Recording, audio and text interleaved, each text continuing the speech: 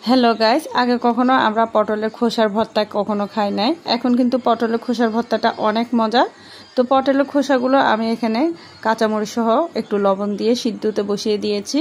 তো সিদ্ধ হলে এটা ছাঁকনির সাহায্যে ছেঁকে রেখেছি। আর এখানে সরিষার তেল দিয়ে দিলাম, কয়েকটা শুকনো মরিচ দিয়ে দিয়েছি। দিয়ে শুকনো মরিচটা ভাজা ভাজা করে উঠিয়ে তারপর এখানে আমি কয়েকটা চিংড়ি মাছ আর পেঁয়াজটা ভেজে তারপর উঠিয়ে নিব। পেঁয়াজ আর চিংড়ি মাছটা ভালোভাবে ভাজা ভাজা করে নিচ্ছি। ভাজাটা প্রায় কমপ্লিট হয়ে গিয়েছে, এখন উঠিয়ে নিচ্ছি। এরপর এই তেলটার মধ্যে আমি যে পটলের খোসাগুলো সিদ্ধ করে রেখেছিলাম সেটা একটু ভাজা করে নিচ্ছি। সামান্য ভাজলেই চলবে। এবার বাটাবাটির পালা। তো পাটার মধ্যে প্রথমে আমি চিংড়ি মাছ, শুকনো মরিচ, পেঁয়াজ, লবণ দিয়ে বেটে নিচ্ছি। এই বাটাটা হয়ে গেলে তারপর আমি যে পটলের খোসাগুলো রেখেছি সেটা বেটে নিব। একটু মিহি করে বেটে নিচ্ছি। এটা বাটা হলে দুইটা একসাথে একদম ভালোভাবে মিশিয়ে আমি একদম পিষে নিচ্ছি। এই যে দেখতে পাচ্ছেন।